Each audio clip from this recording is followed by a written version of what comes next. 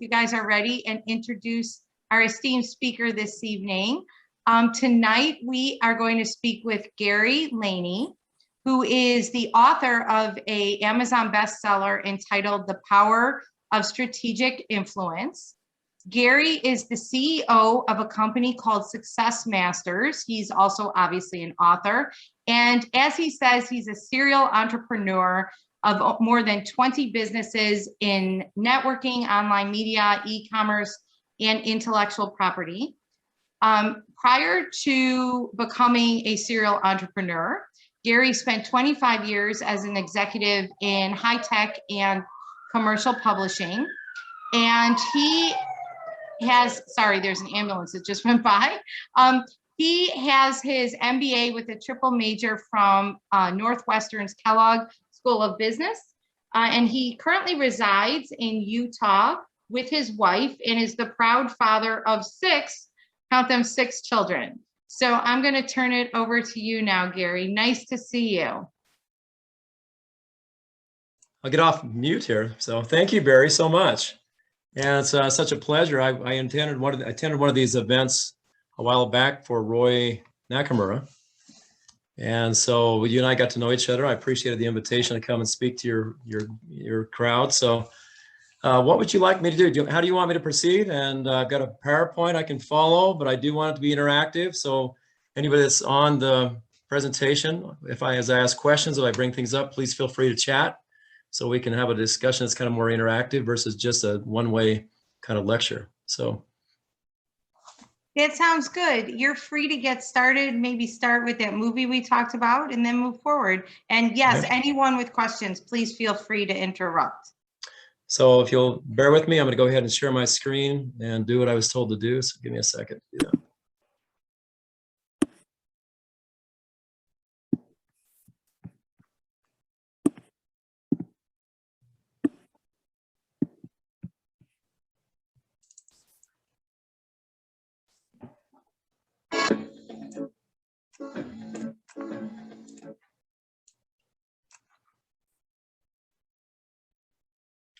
So I need to share. So Caroline, I need to share more than just this. Give me a second. I'm going to get back to where I was.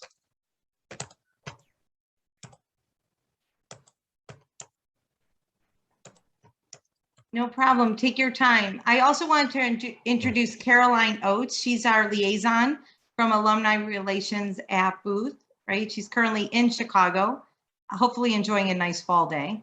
Hi, everybody.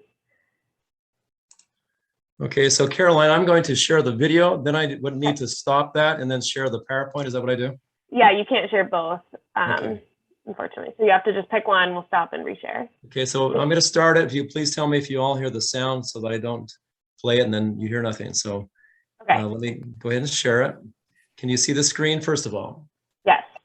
Okay, so tell me if you can hear it. Yep. Hear the sound? Imagine, if you will, you're a traveler on an old-fashioned sailing ship. Your voyage takes you across the wide ocean.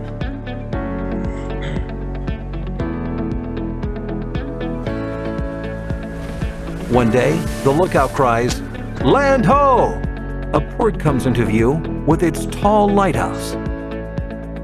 As your ship draws closer, you can see a bustling city with people engaged in commerce. The ship ties up at the wharf, and you, the only passenger, disembark.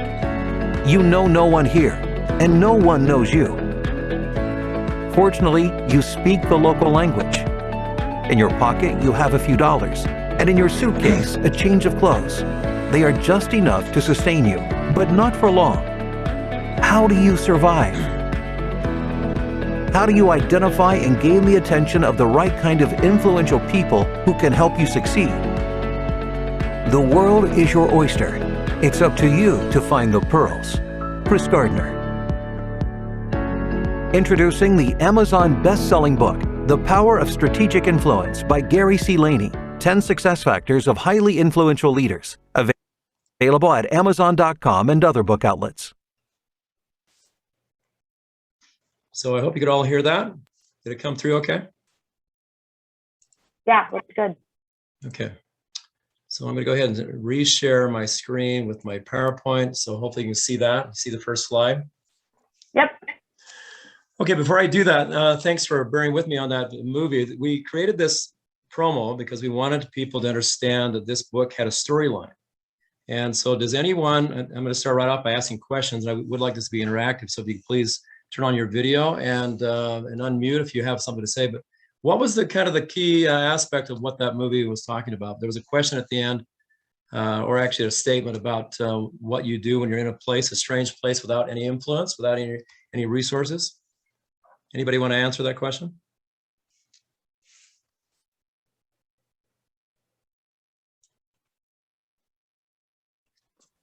We've got a shy group today, Gary. And Barry, you can interact with me too if it's you. This is That's Fabrice fine. here. Well, Go ahead, Fabrice. isn't the answer in the question? Isn't the answer in the question you just asked? So tell me, elaborate a little bit for me. What do we do if we don't have resource and influence? Thank you. So listen, the storyline of my book. Go ahead, sir. So it seems that is. Oops, sorry. Closer. So I think the premise of it, it seems, is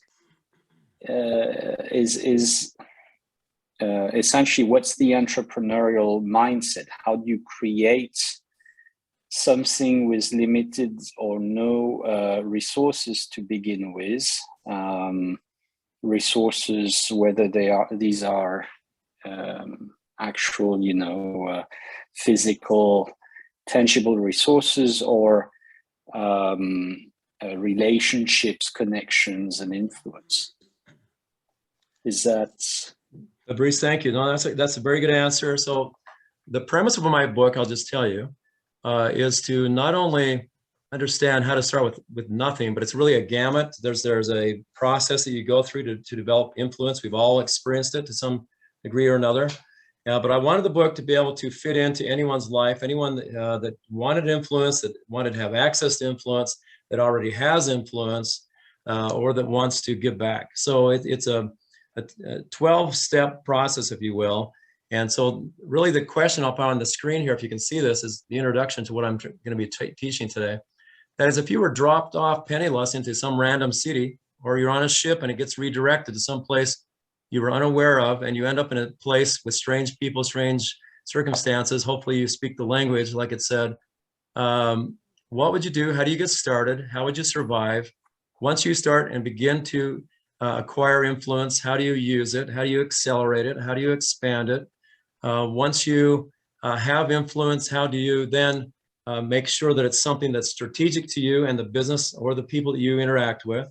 And finally, at some day, as an overview, when you get to the point where you have arrived, as they say, and you have substantial influence, then how do you go about using that in an impactful, positive manner so that people benefit from it? So that's really the mission of my book, is to teach you how to gain influence, but also how to give it. And really, honestly, from my experience in 40 years and managing a couple of thousand salespeople and owning a business networking company that I grew to a national concern, the experiences I've had is that you get influence because you attract others to you. You attract others to you because you give to them, you help them, you help solve problems. So that's just kind of a premise. I wanted that to kind of be the starting point of our discussion. And so we'll continue. Here's my book as it looks on the shelf. And you'll notice on the back side that there were 12 people that I interviewed. So let me just give you the basis of what the book's all about. And you'll see at the top is my quote on why I wrote this book in the first place. So for me, writing this book, COVID obviously gave me the opportunity to do this, by the way. I've been wanting to write a book for 15 years. I had downtime. I had about 6 months of downtime where I wasn't super busy. And so I decided to write a book that I've been wanting to write for a long time. A lot of influencers helped me get to a stage where I would teach principles throughout the last 40 years. Stephen R. Covey, who wrote the book, 7 Habits of Highly Effective People, was definitely one of those people that influenced me dramatically.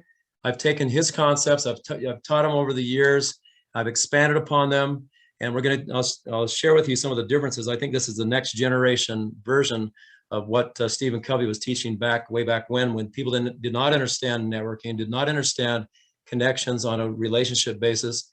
And I think that's where I want to go with it. So let's continue. So on the back, again, there were 12 people. So the way my book is structured, and I'll go there first because I think you need to see it. So here's how my book is laid out. So I'm a very process-oriented person. I like organization. And this is the way I've taught relationship building over my lifetime. So at the top, you'll see there's a wheel on the left side that shows you 6 spheres of strategic influence. And they start with perspective, and I'll just show on the right side, it breaks it out for you. Perspective, or really the preparatory stage, has 2 points. One is that before you begin a journey, before you begin some major task in your life, before you start to begin to develop an important relationship, you should have what I call a survival mindset. So you should decide in your mind that before something happens, that you would be able to handle anything that comes your way, that anything life throws at you, you can handle. You've made the decision before the obstacles and the challenges come your way. Secondly, that you should always have a mindset that relationship building, or what I'm calling networking focus, is critical to your success. So number one, before we start doing anything, we want to have that perspective. And that's where we're getting started here. Then we go into the other 5 spheres of influence. And I'm going to talk about sphere in a second, but number 2 is accountability. Talks about how to accept personal responsibility, how to become self-reliant. So imagine you're that person without any resources on an island with people you don't know. Number 1, you want to take responsibility for your situation, for your task, and say, I'm going to handle this. I'm going to learn whatever I need to do to become successful, but initially just to survive or take care of my basic needs. Secondly, is I need to become self-reliant.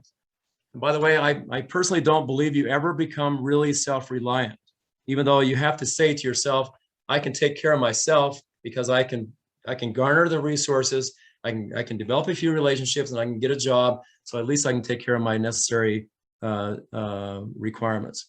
The reason I don't think you're ever self-reliant is because you need people around you to have all the access to resources that you need in your life anyway.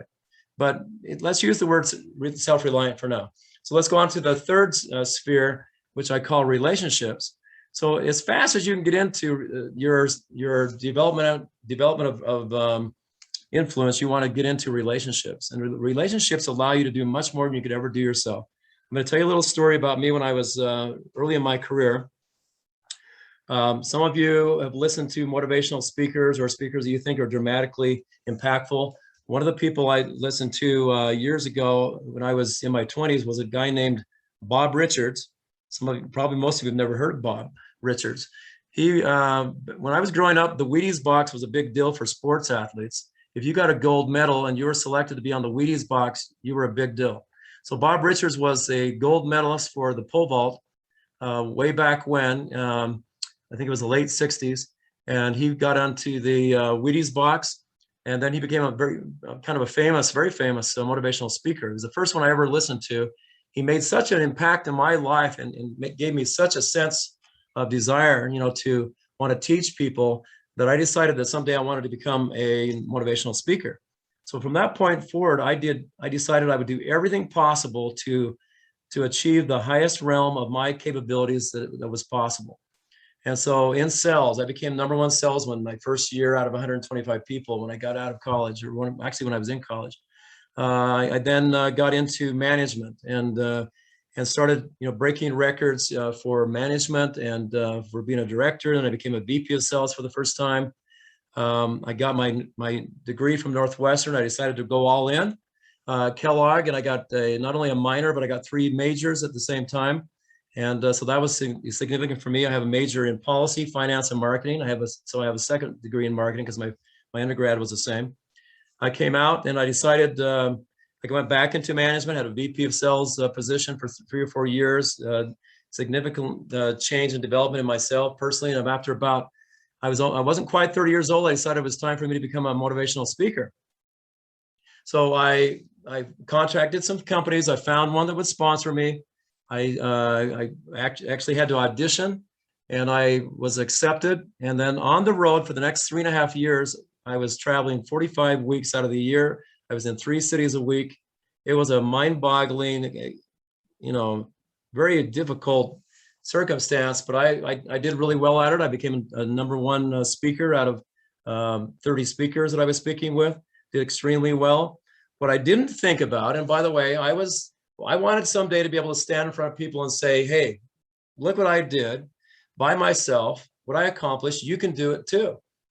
What I didn't realize is that relationships were so much more important to my life and in my future. So here I'd hit what I thought was the epitome of what I wanted to accomplish, not quite 30 years old. And I realized, because I was gone every weekend, mostly 45 weeks out of the year, imagine that, for almost 4 years I was gone. And I had kids at home, and it was very tough, to be gone from them. And one day I just gave it all up. I was at the top of my speaking career, and I said, I can't do this anymore. I want to be with my family. Relationships are more important to me than this. So I went back into corporate America and decided that I would do it in ways that I could, have a more of a balanced life. So when I talk about relationships, having a balance is so important, and knowing that relationships can help you become more than you can by yourself is so critical. I want to just drive that point home. So going on to the next, and part of that is also forming trusted partnerships. I'm giving you a general overview here of the book, and then we'll get into the topic of the day in a little bit. So every one of us we have followers. We have people that follow us on different social media. I'm going to tell you that that's great to have. It's good to have followers, but it's more important to have connections. And why? Because connections allow you to have a relationship to some degree. And initially, it may only be just that you know each other. You might have had some interaction. As you sift through the connections you have, there are going to be special people that you come in contact with that can become what I call partners. So trusted partners. So if there's a central theme of my discussion tonight, besides relationships, it's going to be trust, because you can't have a real meaningful relationship unless there's trust involved in it. So that's relationships. The next, I'm not going to go through these in detail because that's not my talk tonight, but leadership is the next sphere. At some point where you get to the point where you have some influence and people recognize you for it, and they tell you, they follow you because they like what you say, they like what you do, they like how you communicate. You become an influencer. And at that point, you have to assume the role and the responsibility of saying, hey, I'm an influencer. I should take responsibility for the role I have and make sure that people believe what I'm talking about. When I say I'm going to do something, I'm going to do it. I want integrity in my role as an influencer.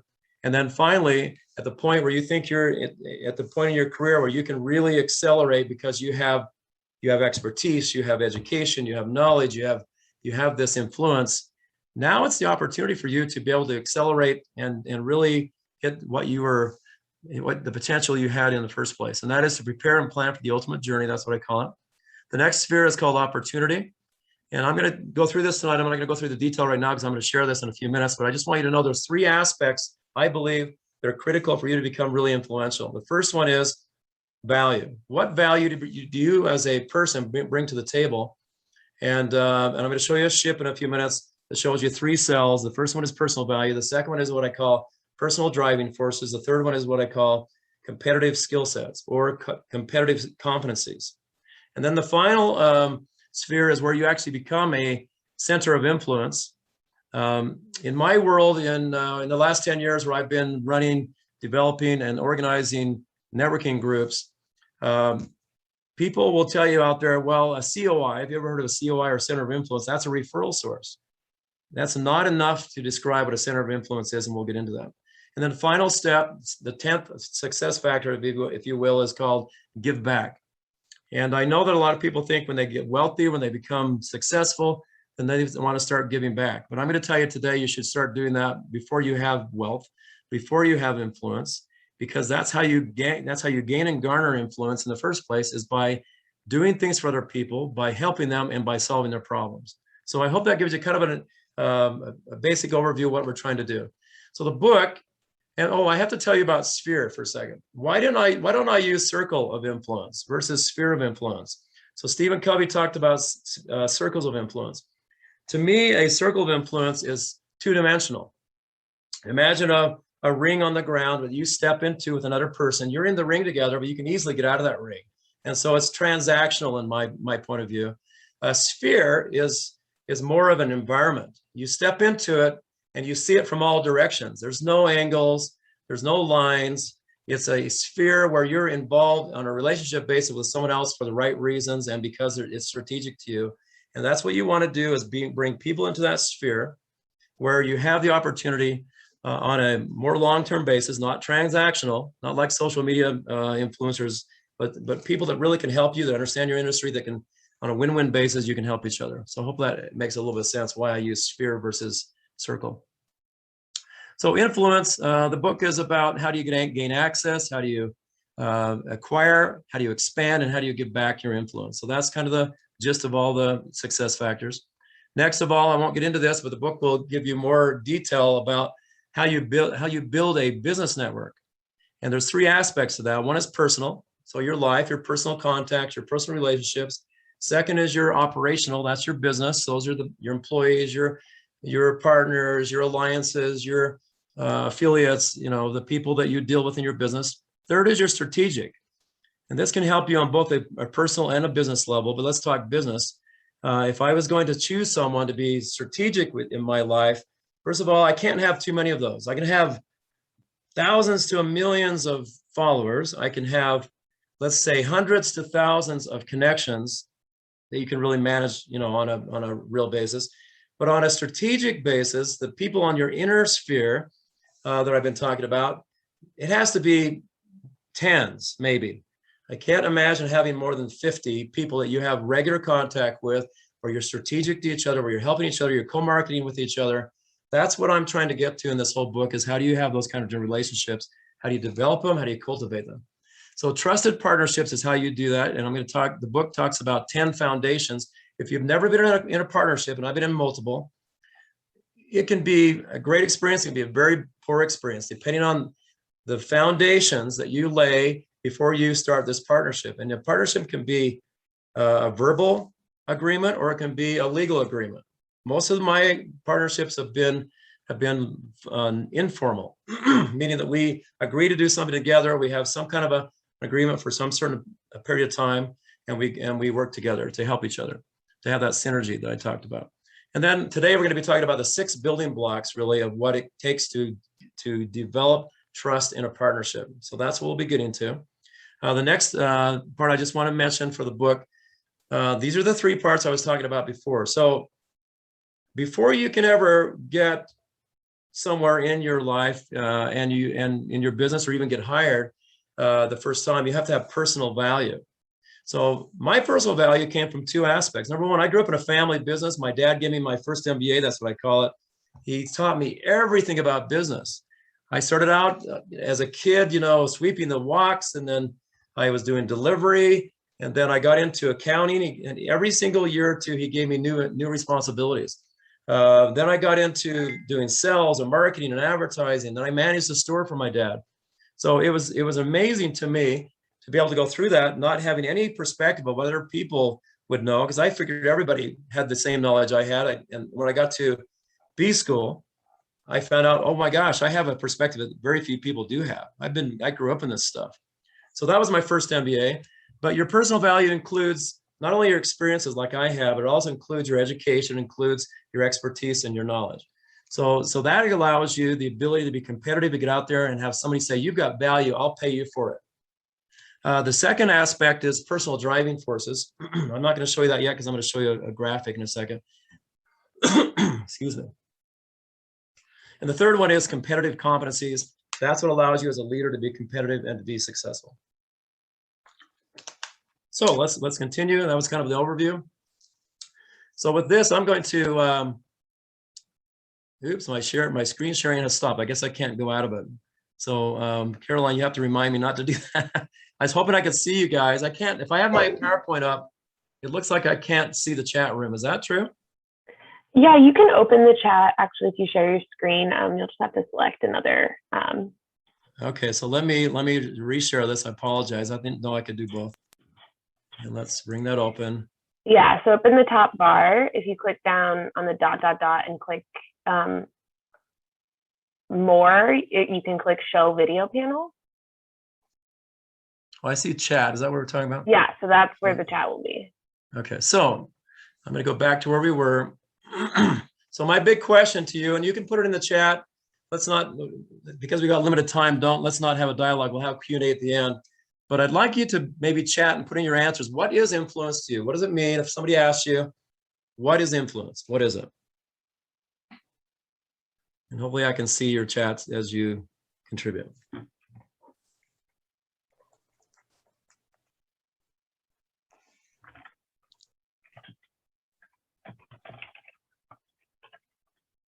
I might hear someone talking. I don't see any. Oh, there. So here's somebody. So Caroline said, how much sway you have in a given situation. Thank you. So that's good. That's influence. Okay. Anybody else?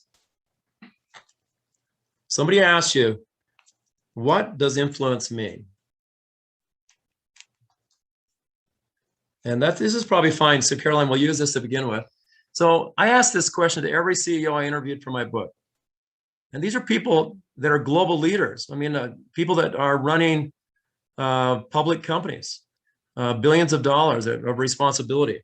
And they all seem to love this question about, what would you do, number one, if you were in a survival mode on an island, like we talked about. They love that question. We've already covered that. But what is influence? And most people would say, well, it's something where you as an individual have either a reputation, you have something you say that makes a difference, you can have that sway you talked about, Caroline, so that people would actually do something because of what you say, what you do, your experience, or your example. So influence has a lot to do with relationships. But let's go to the second level.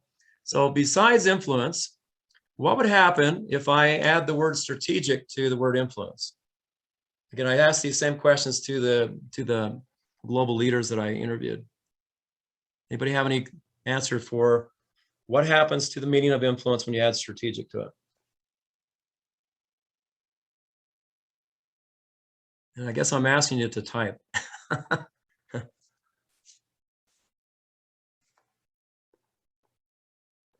Okay, thank you, Alberto. Alberto, thank you from Atax. So guide people towards a specific vision. Okay, very good. So you're basically saying you're strategic to them. And by the way, it's bilateral. It should be strategic to you as well. So if we have influence and it's strategic, hopefully it's a two-way street. So thanks for that.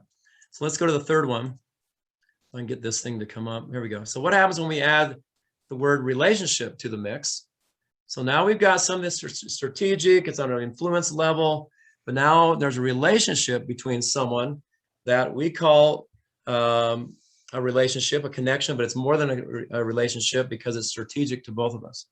So I just want to put that out there, that it's important to understand that the very highest realm of what influence can be is when you actually interact with someone that you feel like has a relationship with you and is strategic to both of you. So let's just continue. So I also just put up, oops, I lost the chat. Dang, here we go. Okay, we'll bring it back up. So this book is also about learning how to cultivate relationships with influential business people. I talked about that, and I just wanted to mention that again. So here's the question now, how do you expand influence? So I acquired a little bit of influence. I'm working somewhere, I have a reputation, people like me. They ask my opinion about certain things, so I have some level of influence. So how do you expand influence? And I'm going to tell you there's a hard way and there's an easy way to do this. So let's start with the first one. What's the hard way? The hard way to gain influence is to go it alone. So imagine yourself on a ship, but let's take it down to say you are going to become 100% self-reliant. You're not going to depend on anyone. You're going to buy a little boat, you're going to get on it, and you're going to go to some island, you're going to take care of yourself. There's no people there, there's no resources. You could probably survive, but would you excel? Would you be fulfilled? Would you hit your potential? I'm going to say that's the hard way to go about it, just like I did when I was becoming an influential speaker, and I was very successful, but I didn't feel like I was fulfilled because it didn't include my family, it didn't include special relationships, and I thought it was going to be a short-term experience for me because it was pretty lonely at the top. So let's continue. So the hard way and the easy way. Well, the next thing is to develop and cultivate a sphere that we talked about of influence that contains quality relationships. So not just relationships, not just followers, not just connections, but quality relationships. Let's go to the next one. Influence is based on trust. And one of the quotes I say in my book is that if you don't develop trust in the relationship, then the influence you have will eventually be lost. So you won't maintain that influence because you didn't nurture the trust in the relationship. Does that make sense, I hope? The next one is, how do you go ahead about acquiring more influence? Well, again, as I mentioned in the beginning, the best way to do that I've learned is to go out and do things for people, help people, solve problems for people, and make yourself useful so that people will want to include you, will want to use you as a resource. And some people worry though, what if I give and I don't get back? Well, I've had plenty of experiences both ways, but I'm telling you, when I give first and I help people, the boomerang effect is always much greater than what I gave. It may not be on one single instance of experience where you help someone, but I truly believe that's going to be the case. So next question is, can you expedite trust? So we know trust is important, and we know relationships on a strategic basis are really critical to us. So it seems to me that the important thing to do is to find a way to garner trust, expedite trust with as many people as you can, so you can blow up this success model that we've been talking about. So does anybody here believe that you can expedite trust, that you can hurry the trust factor? Yes, no? And you're welcome to just, when it's yes, no, you're welcome to just unmute yourself and say it. Well, no. First of all, what I find very interesting about some of your comments here, and I'd be curious to get your reaction, is do you, and of course knowledge is, have you observed different responses from leaders who were, say, European versus Americans? Because being a French person who came to the United States, I found that we have very different ways of approaching and dealing with relationships. It seems to be more ingrained in France, so I think we have a more natural way of going about it. We put more emphasis on it, but then it may be less strategic. So Fabrice, I used to live in Spain, so I can relate to you a lot. I lived in Spain. I lived with people in Spain, and I became very fluent in Spanish, and I've been to France a few times. So you're right. Much more familiar in Western Europe for sure. I mean, people hug and kiss, but sometimes they don't even know each other. I thought it was fabulous. And the relationship, though, I have to tell you, still comes down to this trust factor. It doesn't really matter. Even if you're familiar with someone and you feel like you have, a comfortable relationship, if somebody breaks the trust, you still lose the influence you had on that person. So you still have to be very careful, in my experience. And so no matter where you live, I don't care. And I interviewed people from Eastern Europe in my book, from Latin America. So you can see that I have a very diverse group of people, men and women, 6 of each, from different places around the world. Most of them are US based, just because that's where most of my relationships are. But I appreciate that question, because I think it's important to understand that trust is something that has to be developed. So most people I've asked that question to will say, no, you cannot expedite trust. It takes a while. You have to develop it over time. Even if you like each other, you still have to come to a point where you're going to trust each other enough to go into business with each other. Trust each other enough to say, I trust you, go do what we talked about, and I don't have to worry about you. I trust you enough that you could refer me to someone and you'll say the right things. So, but I have to tell you, on the flip side, after managing, a few thousand salespeople and watching how some people were able to connect and create chemistry in a very short amount of time, that people would almost trust them instantly. I personally had an experience I connect with people every single day of my life, and I introduce people every week to each other. And I recently had a connection with a person in New York. He's Black, Hispanic, or Latino, And we had a conversation. I never expected it would be any more than just a few minutes where we just get to know each other and start that relationship. But in 30 minutes, he and I both said, wow, what happened here? We feel like we've known each other for years, and we instantly wanted to do things with each other and help each other. So on rare cases, I'm just going to say, and these are the cases you want, by the way. In rare cases, you can develop a relationship with someone in a short amount of time because you've done something to gain their trust, and you connected on a different level. So I'm not going to say that's the standard. I'm just saying you can only have 10, maybe 20 people in that trusted sphere of influence, and you would like to have those people that you think you have great chemistry with. So one more experience, and I'll continue. I was in Arizona a few years ago because I was running this business networking company that I co-founded called Trustegrity. And I was sitting across from one of the guys and one of our members that I wanted to get to know. And during our conversation, this person was very curious about me, about my life, about my family. And I somehow, for some reason, I decided to share a problem that I had. He offered an instant solution, and he didn't have to do that. He didn't know me from Adam, really. I mean, we knew each other in a couple of meetings we've been to, but he solved a problem for me right there on the spot. And I wanted to reciprocate. So I'm telling you that in that instance, that day, and we've been friends ever since, we expedited trust at a different level. It was interesting. And so the question is, how can you do that on a more regular basis? I don't think it's going to become what happens every time, but it's interesting to think and to know that there are certain people out there you can put in that sphere of influence, and you might be able to expedite trust. I just wanted to put it out there as an idea. In most of the cases, it's going to take a while to develop the trust. Could you comment a little bit on where we draw the line between the appearance of trust and actual trust? So there's different definitions of trust. That's why I asked you all at the beginning. So trust to me, and we all have to define what trust is.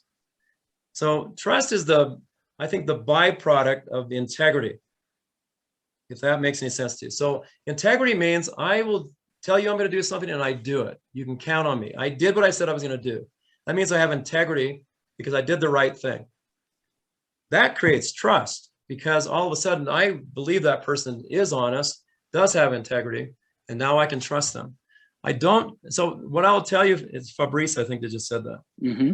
What I will tell you in my life, because I'm very conservative about how I approach things, and my wife, who I think saw this conversation, could tell you, I've always said you have to sample trust. First of all, you have to sample relationships, and then you have to sample trust. So it means you start on an itty-bitty basis to see what happens, and then you go a little deeper, and sometimes it'll accelerate and go much faster, as I just explained. But I think, to me, it's something that's evolving all the time, and trust has many, many levels.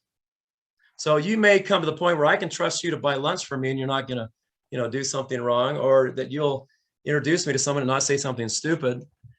But the point in time where I say we're going to go into business and we're going to put the money in a pot and we're going to share it and we're going to become true partners, that's a big deal. That's a much different level of trust. So my answer to you is that there is no one answer to that it's evolving, that it starts small, it can become bigger and accelerate, but I think in most cases it has to evolve over time. And I like to sample. Mm-hmm. I like to sample relationships and see what it feels like. I like to sample trust, try it out, have an experience, see what happens. And it doesn't mean you can't be friends if you don't want to go further with a deeper relationship. It just means I don't want to be in a deep-seated strategic relationship with you. That's all it means. So let's continue because we're going to run out of time. So here are the three cells of the ship. I love ships. I love the ocean. So you'll see that throughout my book. So I have three cells. The first one is called personal value. And I'm putting up an example of some of the people I interviewed so you can see what's going on here. So perspective one, remember the first sphere is perspective. It's gaining a vision of the perspective of where we're going before we go. So we can decide ahead of time. Something comes up, we're not going to quit. Something comes up, jumps in the way, we're not going to get overwhelmed. We're going to continue knowing that we already made the decision. Well, developing personal value, as it says there on the first cell, It means you have education, expertise, experience. It means you have value now after you're going through college and getting your first job. People can say, you have value. I want to pay you for that. Zig Ziglar, who was the father of the man on this screen, Tom Ziglar, who now runs and has for 26 years the Ziglar Corporation. He's an amazing example, and so was his father, of self-development, of developing personal value. I just can't think of two individuals that I've known in my life, and I've known them both, that had more resilience and more ability, to develop personal value. So that's the first one. Second is what I call personal driving forces. If you want to remember this, is PDF. So it's a little higher, it's a little more elevated as far as what we're trying to do here in developing influence. But PDF, or personal driving forces, the second cell, I have 7 things on here that mean something to me. You're going to have to develop your own list. You might like some of the things on my list. These are the things that drive me, that motivate me, that give me purpose for what I do. If you ever wake up in the morning and you wonder, why in the heck am I doing what I'm doing? You have not identified your PDFs, your personal driving forces. So for me, my motivation in life is, I love recognition. I like to progress every year. I like to see progress. I like to get recognized. I don't have to get recognized for helping people, but I like to personally develop, and I like to get feedback that I'm developing the way I want to. Next is family. Oh, yes, go ahead. Gary, 1 second. We had a request in the chat box. Can you sort of minimize that gray square that's covering almost the third cylinder? Thank you. Thanks. Thanks for telling me that. If I'm not looking, please just notify me. I appreciate that. So the second cell, these are the motivational factors that make you do what you do, or at least you should have motivational factors. Career goals. See, my family is one, my career goals, there's another one. I want to be able to get to a state in my status in my career. Passion, you should love what you do. If you don't love what you do and you do it for 40 years, that's a crime. It's too bad. Next is thrill of winning. I just love to win, not at the cost or expense of another person, by the way. I mean, I like win-win relationships, but the thrill of achieving is a really big deal to me. Retirement, yeah, I'd like to retire someday, but I don't ever see myself stopping and doing nothing. So I'm going to continue to progress. And then wealth. I mean, to a certain level, I don't have to be, Warren Buffett. Certainly never expect to do that. But I want to have enough that I can be comfortable, that I can provide for my family and do fun things in my life. So those are my motivational factors. You need to come up with your own list. The next one, and Crystal Beemont is a great example of this. She was one of the interviews that I did. She's a CEO of a company called Talent. It's a public company that's worth a few $1 billion. She's amazing. She's had nothing but success in her life, but she didn't start out that way. She started out in a very, very humble position in her life with a mother that was a single mom that had very little. And Crystal, at the age of 13, 14, 15, was out cleaning houses to bring home money so they could survive. And one day her mother picked up, and this is in my book, I'm not saying anything that she hasn't already told me. One day her mother came to her and announced that she was leaving, and took a couple of her siblings and left her behind. And I don't remember how she reacted to that. I just know that she was very concerned, obviously. But one of the the people that she was cleaning for, a woman decided to take her in and raise her until she was able to leave high school and move on in her life. And she, one day when she was 15 years old, when her mother had left, she was in this pasture. They had 40 acres or something out in the wilderness. And she was living in a trailer. They had no running water. It was a terrible, kind of tough situation for a kid to be in. This woman took her in, but she laid down in the field on her back and looked in the sky and said, I will never be in this situation again. I'm going to have a successful and a happy life, and I want to help other people. And that's all she's done. She's had a phenomenal career. She's a great example of what I'm talking about here. So the next one, the last one, is called leadership competitive competencies. And there are 10 that I use. I'm going to bring that box down again. So thanks for telling me that. The third cell is about how do you acquire the skill sets as a leader that's going to help you be successful. Pull this all the way over here so it doesn't cover anything. I identified 10 things in my life in those 40 years that I believe will help you. If you can acquire a good share of these, even a few of these will make a huge difference in your leadership skills. So I'll just run through these quickly. Influential skills. If you can't influence other people, you'll be a short-lived leader. You have to know that your influence, what you say, And people wanting to be with you, wanting to follow you, wanting to do what you say is huge. Number two, networking and network partnering. So you have to have the ability as a leader to connect with people not in your business, that can align with you, that they're not competitive with you, that can help you and you help them to become successful. You basically team up with other companies and other leaders. Next is vision sharing. This goes without saying. You have to be able to share a vision about what the future is, so people believe in working for your company. Relationship building. Oh my gosh, how could you ever be a leader without teaching people how to develop relationships so they can be a very fine-tuned machine as a company? Strategic planning. So I'm just going, these are the 10 things I've identified in my life. You can add to it or you subtract, but these are things I would recommend to any leader that they learn how to acquire. And these are skills. Now, so you can acquire these. The second cell was motivation. That's kind of what feels true to you. It's kind of your innate feeling. But so then going down the list, creative thinking, the more creative you are, the more you're able to get involved and in your company that way is great. A master communicator. If you can communicate clearly, precisely, and motivationally, people will want to be in the room with you. Next is adaptability. Things happen. You cannot change or expect that things won't change. I've always said you should expect the unexpected and you should be prepared for that. And you should be able to pivot and then you should be able to move forward and you should be able to get back on track. So it's all about being adaptable. And finally, is positive outlook. No one wants to be around a naysayer, somebody that's going to be negative all the time. Those are my 10. Those are the 3 cells. Those are the 3 steps that can help you become successful eventually as a leader and a very influential person. Gary Kennedy is the person I wanted to use for this example. Excuse me. Gary was the very first president of Oracle USA. I knew him back when I was at Northwestern. He was a few years before me and he was working for Oracle at the time. And then he went on to become the president of Oracle USA. The reason I loved his story and the reason I put him in this chapter or behind the chapter I put him in, which happens to talk about the personal driving forces, because Gary is integrity focused.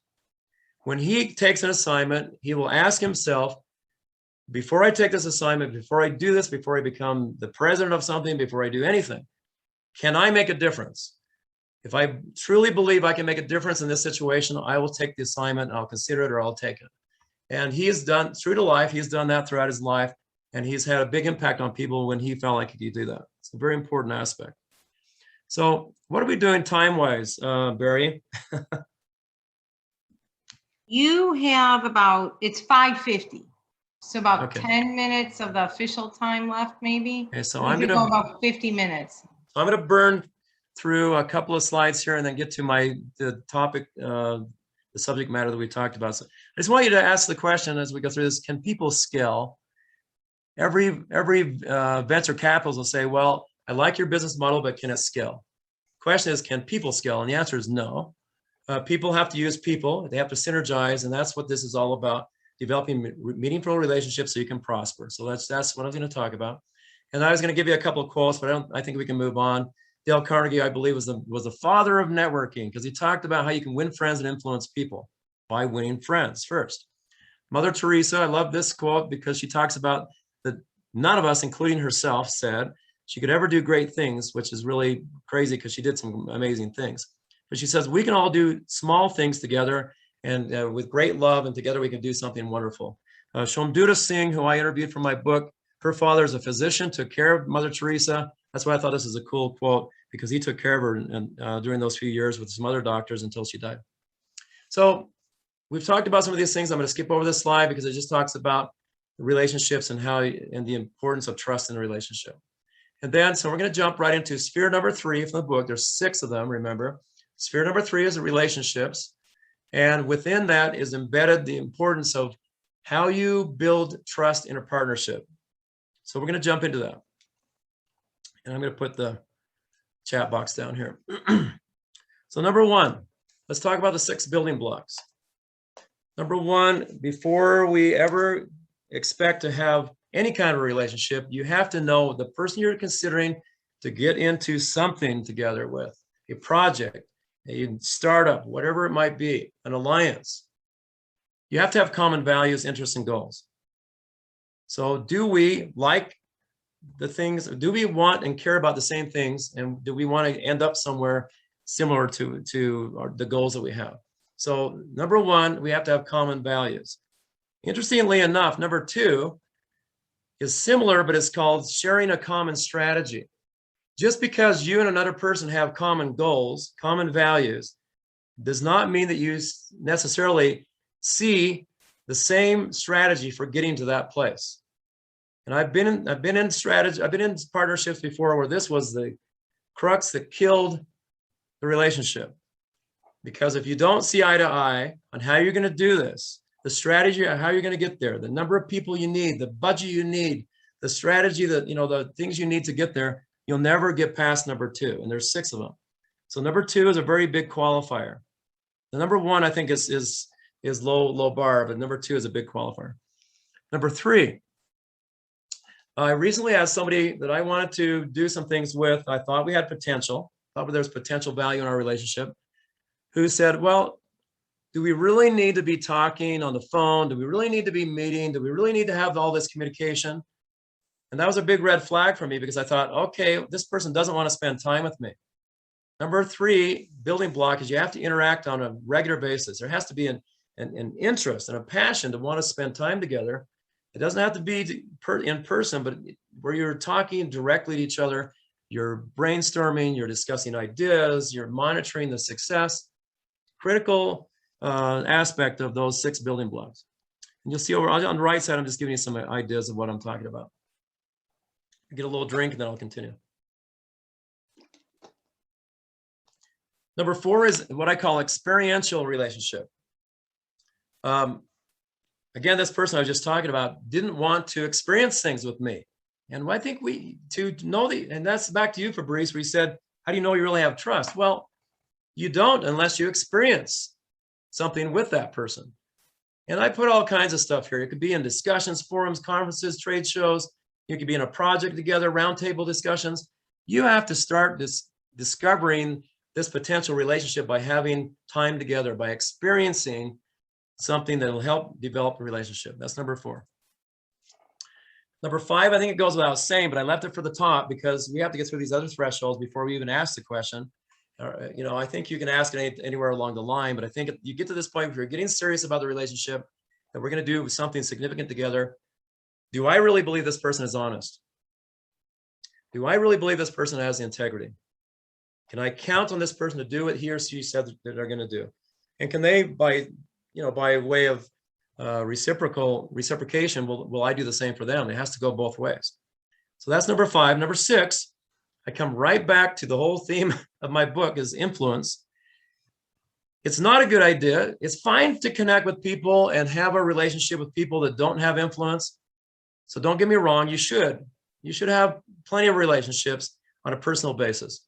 But if you want to do something on a business level that's going to be substantial, that's going to have impact, that's going to have great results, you have to know that the people you're dealing with have a certain level of influence.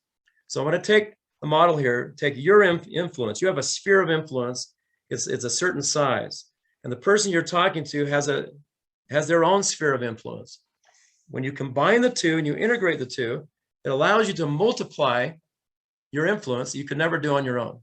So let's imagine you have 10 strategic relationships and we all have spheres and we integrate those together, and all of a sudden we end up with something that's 10 times larger than we could ever hope to do on our own.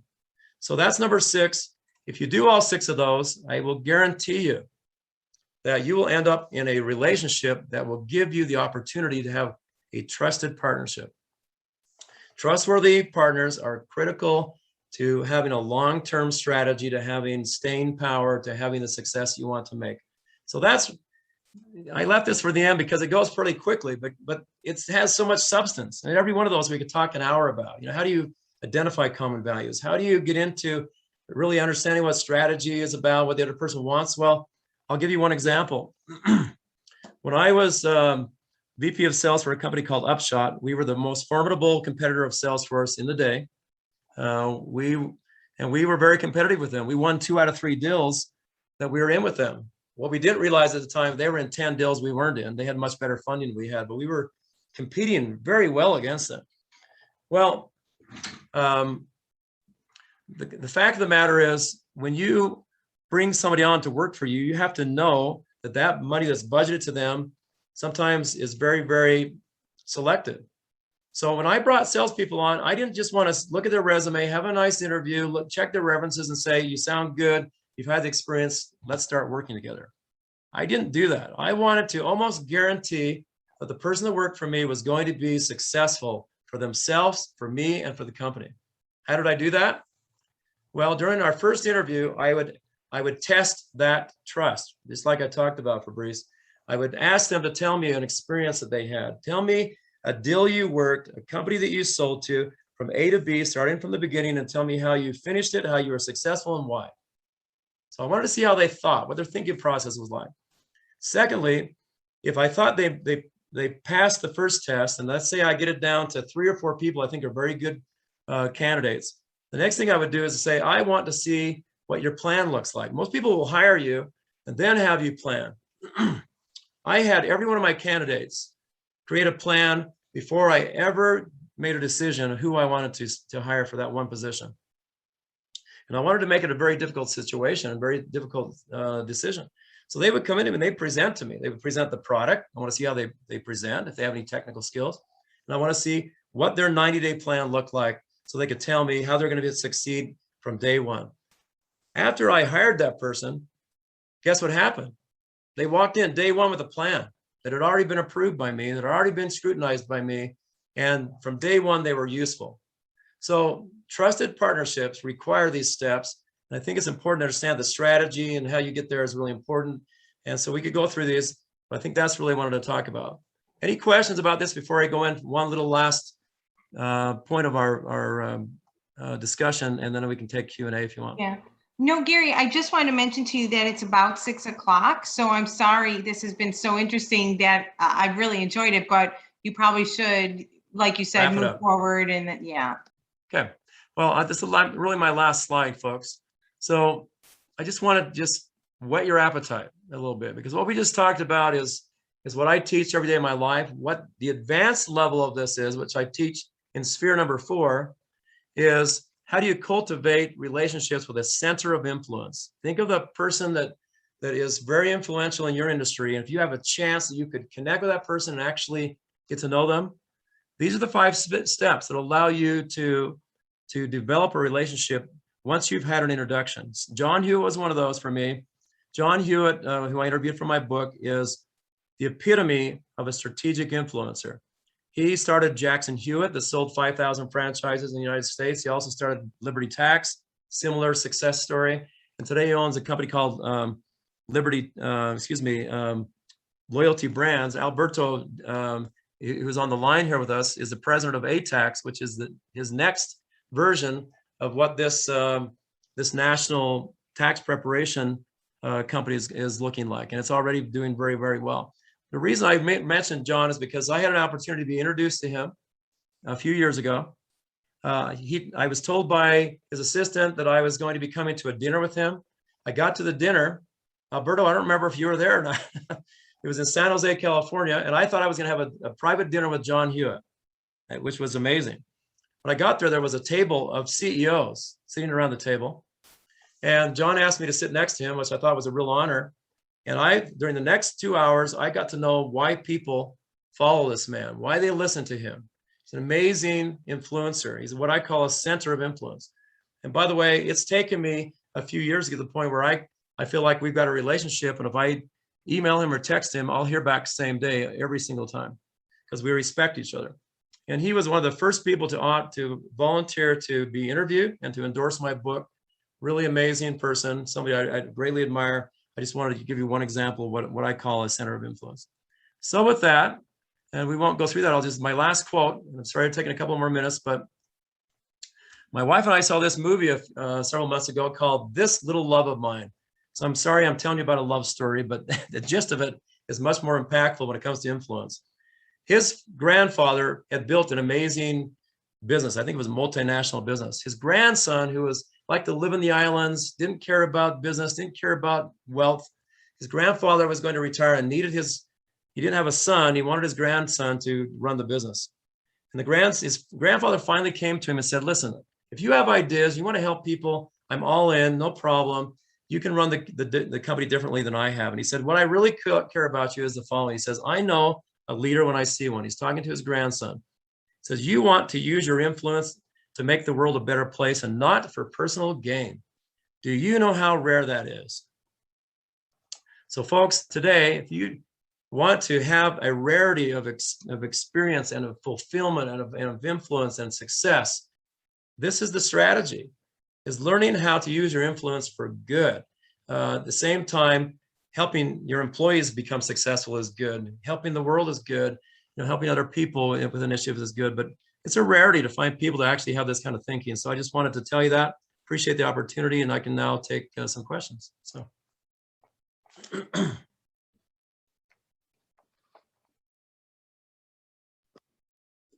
Gary, Alberto made a comment in the chat box that said, giving loyalty gets loyalty. Thank you so much, Alberto, because that's what his company is all about. So I truly believe that, and coming from John Hewitt, I would vouch for that. Sure. Thank you. So we've had a pretty quiet group this evening. I wanted to know, Gary, if you wanted to share any contact information, if people might want to contact you one-on-one after this. Sure. So I'll just type it in the thing here, if you don't mind.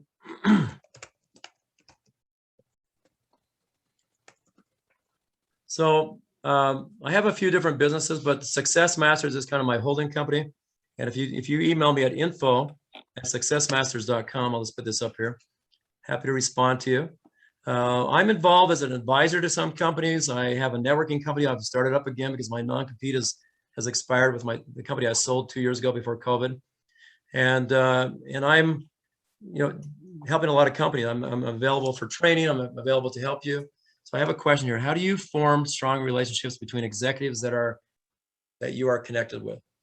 You're talking about me. So how do I form relationships? So that was that 5-step thing I just talked about. You have to get my book to read the detail, but just back to John Hewitt. And a relationship with John Hewitt to me was very important to develop. He was a big star in my sky.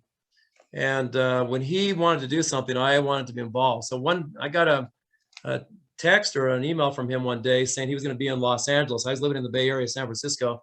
He said, how would you like to meet for breakfast on this certain day? It was like a week that was coming up.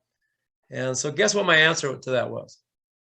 I had no other reason to be in LA, but my answer was yes, absolutely. I would love to be in a meeting with you and have breakfast. So, I've had 2 or 3 occasions to do that in the past. And so one of the key aspects of developing or cultivating a relationship with a center of influence is to find a way to nurture the relationship. And by the way, you can't stay in this relationship with this kind of a person unless you give something. Always got to be helping, giving, providing some benefit to them. Otherwise, why would they want to develop a relationship with you? Hope that answers that question. So in my company, I'll just give you a few other things. I'm going to go to, give me one moment. I'm just going to give you all my stuff here.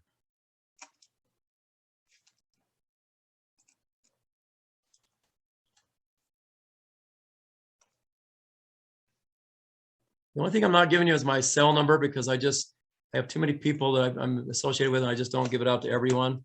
But I'm happy to, if there's a reason for us to talk by phone or set up a Zoom session, I'm happy to do that. So let me come back to where I was, chat, and here's all my information, all my websites and social media accounts, etc. And by the way, I have to say one thing. I just found out just today, that we've been working on an audio version of my book. I didn't even show you the book, I guess, but so we have an audio version that just came out today. So I'm so excited about that. Now we have an ebook, we have the book, the paperback, and we also have an audio. So sorry, Barry, were you going to say something? Sorry. Yes, I was going to say, Gary, I think this has been super interesting. And obviously you had a lot more you can go over with people if they want to use this information to contact you after today. But I think we probably, should be mindful of our timing, right? And probably wrap it up for now. Is there anything else you'd like to say to close it out? We had, excuse May me, I we had ask? one more May I ask a question. Yeah. quick question to process-oriented, Barry? So we had initially planned this for another 20 minutes, right? I believe So so. why don't Oh. we use the time? Okay, I'm sorry, Fabrice. think For some so. reason, I thought it was 6. Then we have plenty of time. Yes, and that's yes, why I thank think you. we have a lot of interesting people here on the call. I don't know everyone, but we're all business professionals, and we all have a rich life, and I'm sure there's some very interesting comments and questions that could come out of a little discussion here. So Yes. I would actually be Thank you. very interested to understand what brought each and every one of us to this call today. I can maybe start. I work in the field of strategy, and so of course strategic influence is one of the pillars there. Once we pass the I would say the typical skill sets of being able to build business cases and do approach problems with an analytical mind. It's all about driving people to make decisions. And how do we do that? And how do we scale, right? That sphere of strategic influence. So for me, that is a very critical question. That's what brought me here. So, but I'd love to hear from other people why they're on the call today. That's a good question, Fabrice. I also wanted to piggyback on that, Gary. You had a similar question in the chat box from Emil, who asked how you actually exert influence when you're not in a position of power. Well, if I was in stage 1 or sphere 1, I wouldn't expect that I could ever get the attention of a Bill Gates, or someone like, or Warren Buffett. I think you have to be a little patient while you're going through the process. Number one, where you can, because you earn the right to have access to certain people. You might get lucky and go to a forum, and you might get to ask them a question. You might have some interaction. But I'm saying, if you want to develop that, you're going to have to earn your right to get to that level, at some of that level. Now, I should tell you, every single day I connect with people that have much more influence than me. How do I do that? Because of some credibility I've created in different aspects. I've been a serial entrepreneur multiple times. I didn't worry about connections back then. I was just building businesses. I wrote a book that's a bestseller that seems to resonate with people, gives me authority. And so I've had people that I have about 3,400 connections on LinkedIn. But I've been connected with people much more. I had somebody accept my connection this last week that has 1.5 million followers. And why? Because she liked my content. She liked what I was doing. I created a club, a new group on LinkedIn called the Business Influence Heroes group, that helps people, the leaders around the world, talk about what's going on good in their company, how they're helping their society, their communities, etc. So if you have credibility, you have something that makes you different in the eyes of influential people, they may stop, they may hesitate and want to connect with you. So I think that's the answer.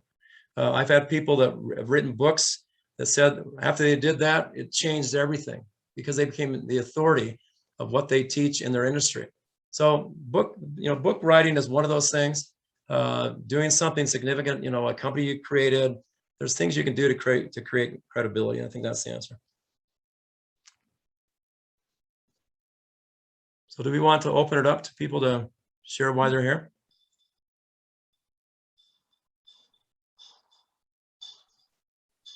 Feel free to put in your chat box. I know, Fabrice, you're interested, right, in understanding the background of other people on the call. We'd love to hear what brought you here today. Exactly, particularly since we're a community, so I'm sure we'll meet each other again soon. So this is a great opportunity to get acquainted and to advance the discussion on this topic.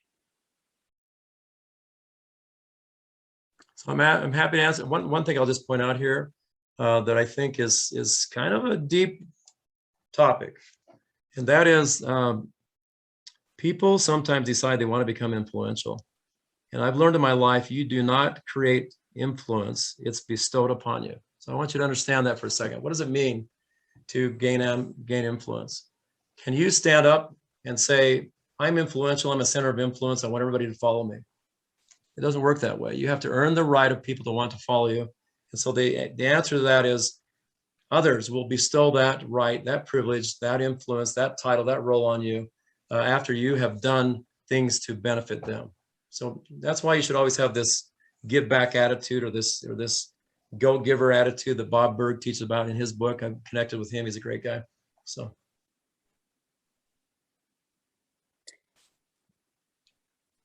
let's see. We have a few people here. Again, I don't know everyone, but Emil, are you with us?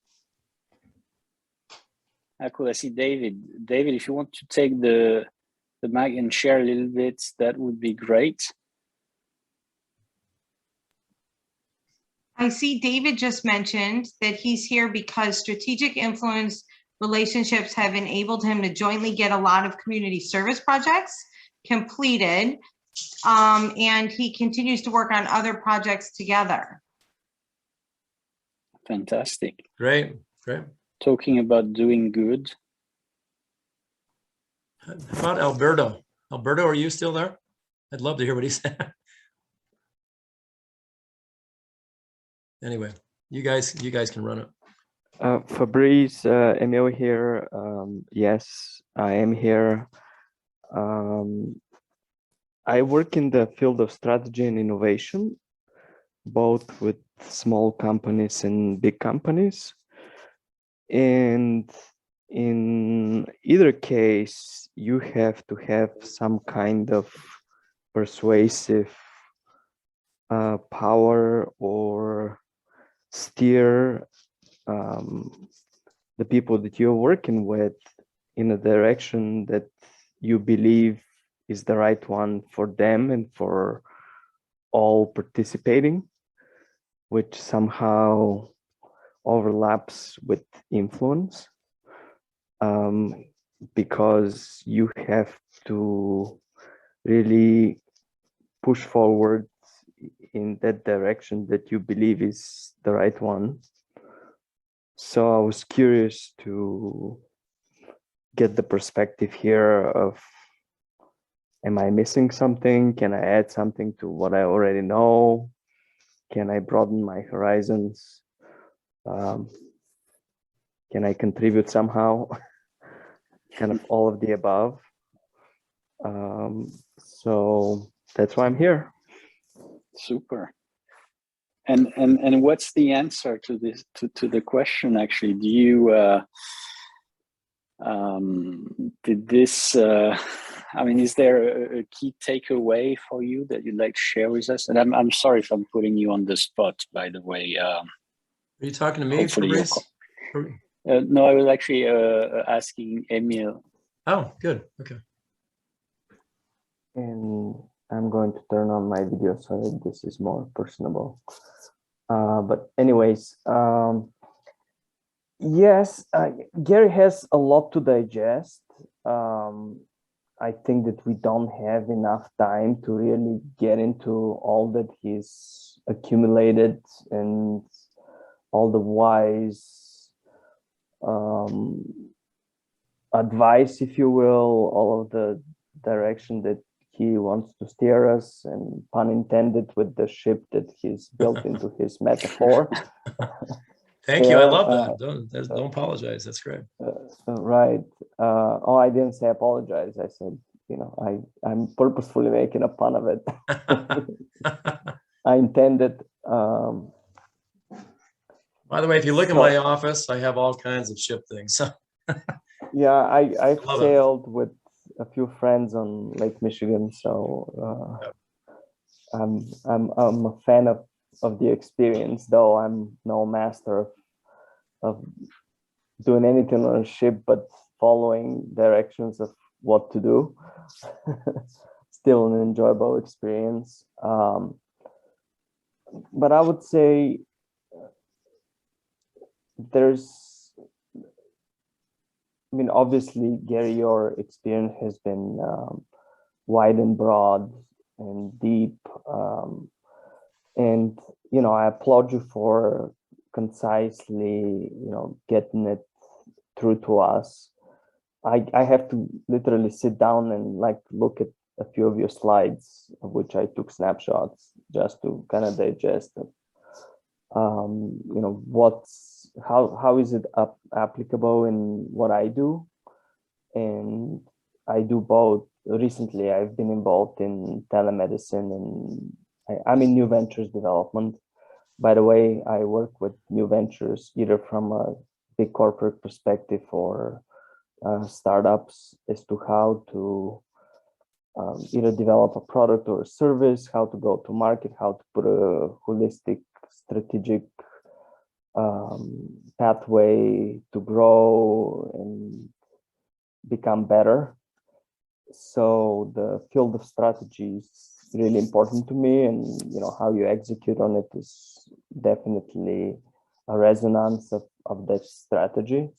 So you know, pretty much everything that you said here is to building trust and how you climb the pyramid to get in there.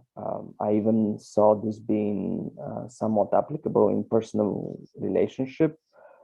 And I don't mean personal from business perspective, but from the perspective of, you know, your own life with significant other, with friends, with people who matter to you. So that's another takeaway that I'm looking at here, because most of those relationships, like in business, are based on trust, some kind of trust, some kind of credibility, some kind of loyalty. And I believe that the business side of it is just a byproduct of us being people and interacting with each other, just in a different settings, adopting our different rules of how to behave somewhere. But nonetheless, we're still people and we need to adhere to what and how we communicate when we are in a non-business setting. So that was one of the takeaways. Thank you, Emil. I appreciate that. Thank you so much. Certainly. Super. Let's see, Diana, are you with us? I don't see Diana, Fabrice. I see a Diana York. Oh, yes. Yep, But I do. I'm not sure. But I did want to let you know that Alberto, Gary, who it sounds like you know I from do. Yep. previous interaction, says, I'm here because of your book, Expanding Sphere of Influence. Love helping my local community, promoting Latino leaders and connecting with great leaders. And Carlos from LA and Orange County says, thank you, Gary. We'll reach out for potential 2022 event with Kellogg. So see, you can create some good relationships. Yeah, baby. With people you may know. Yeah, that's Because you true. already now know us. So that's awesome. Oh, I love it. Well, Chicago is a big deal to me. I love Chicago. So. Hey, I have a Excellent. comment here, Gary. Yeah, go ahead. Hello, Luis. How you doing? Good. Hey, well, basically, what you have been talking about influencing, I think is very important for entrepreneurs like us, businessmen like us that have already some experience in building our own companies. You know, I think it's also very important, like you say, to influence into other people, and I think it's a good idea also from our side to be an influence individual to the students that are currently in college, especially that students that don't know what they're doing there. You know, they're studying because sometimes their mom and dad send them there to study, or some people will, you know, some students, they're going to know what they're doing, but when you're there and if you see someone coming from the, an entrepreneur that has already been in college and a successful individual, and if you go there, try to, teach them, help them how to improve, how to be successful leaders in the future.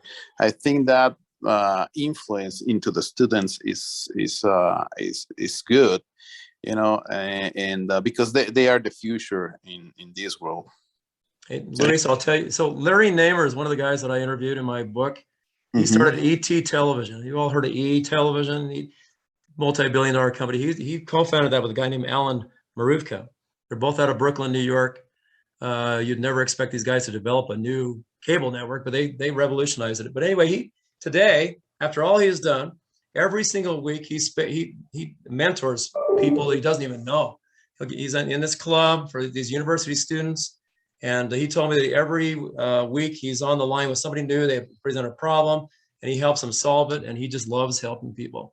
So it's critical that you figure out a way to do that.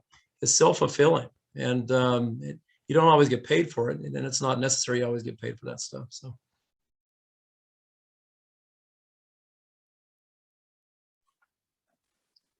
Fantastic. Anyone else wants to share before we wrap up?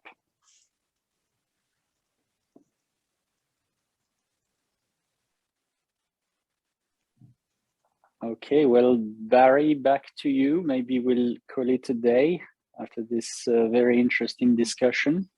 Yes, I want to thank you all for joining us this evening, and I want to give a big thank you to Gary for spending your time to educate us, right? And we know we paid you greatly with our attendance and enthusiasm, but it really was interesting, and I hope we all walked away with some very interesting information. Personally, I actually took some screenshots of a couple of things you sent because whoever mentioned that it was relatable on a personal level in addition to professional, some things you said really resonated with me regarding that. So I passed it along to my family. Whether they read it or not, I don't know, but I found it very interesting. So thank you. This is where I give the shameless plug, right, Fabrice, to encourage you to visit us again for other events that we host here in San Diego as part of the Booth Alumni Club. Fabrice and I would love to see you again. And if any of you, just like Gary found us through another presentation, if any of you have a topic that you're particularly interested in or an idea to host an event, we would be happy to speak with you further about doing that. Although we are the Booth Alumni Club, clearly we are receptive to other interesting people as well who might not have that formal previous affiliation with the school. So we would love to hear from you. I can put my contact information in the chat box, but in the meantime, I wish you all a very happy evening, and we hope to see you again soon. Have a great night. Thank you, Barry. Thanks, everyone. Excellent. Thank you so much.